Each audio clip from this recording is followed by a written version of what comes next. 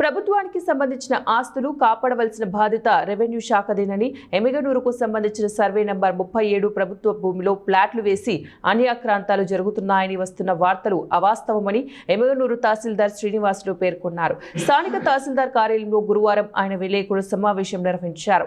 ఈ సందర్భంగా తహసీల్దార్ మాట్లాడుతూ సర్వే నంబర్ 37 భూమిలో తాను ఆర్ఐ కలిసి ఫీల్డ్కు వెళ్లి పరిశీలించగా ఆ స్థలంలో ప్లాట్లు వేసిన ఆనవాళ్లు ఏమీ లేవని తెలిపారు. గతంలో ప్రభుత్వానికి సంబంధించిన భూమి అని బోర్డు కూడా పెట్టడం జరిగిందని, ఎవరో కొందరు దాన్ని తీసివేయడం జరిగిందని తెలిపారు. ఈ భూమికి సంబంధించి బౌండరీలను ఏర్పాటు చేసి బోర్డును మరలా ఏర్పాటు చేస్తున్నామని తెలిపారు.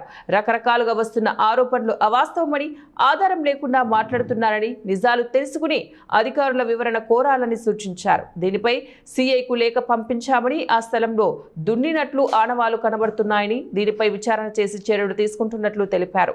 ఈ స్థలానికి సంబంధించిన మా దగ్గర ఎవరి నుంచి కూడా ఆధారాలు వచ్చినట్లు లేవని, ప్రభుత్వ భూమి ఎవరైనా కూడా ఆక్రమిస్తే కఠిన చర్యలు తీసుకుంటామని స్పష్టం చేశారు. ఈ సమావేశంలో డిప్యూటీ తహసీల్దార్ వీరేంద్ర గౌడ్, ఆర్ఐ హఫీజ్, విఆర్ఓ మోహన్ పాల్గొన్నారు. అంటే మూడో తేదీ రోజు నేను ఆర్ఐ ఇద్దరం కలిసి ఫీల్డ్ ఎంక్వైరీకి వెళ్ళాము.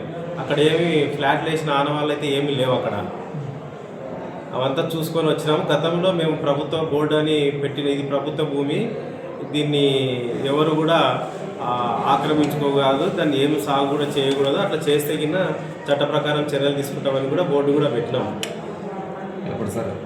గతంలో పెట్టినామా తీసేసినారు. దాన్ని కూడా మళ్ళీ ఈరోజు నేను మంగళవారం రోజు పోయి వచ్చిన తర్వాత సర్వేయర్ గారికి చెప్పి మొత్తం ఫిక్స్ చేయమని చెప్పిన బౌండరీని ఫిక్స్ చేసేసి దానిపైన మళ్ళా ఆ బోర్డుని అయితే పునరుద్ధరిస్తాం.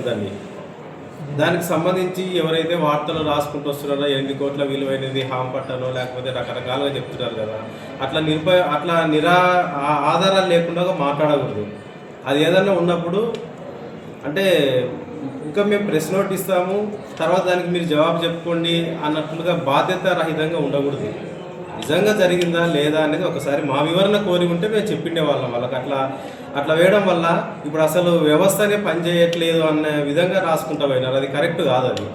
అది దీనిపైన నేను సిఏ గారికి కూడా లెటర్ పెడుతున్నా. ఎవరన్నా కూడా దానిపైన అంటే దున్నట్లు ఆనవాళ్ళు కనపడుతున్నాయి.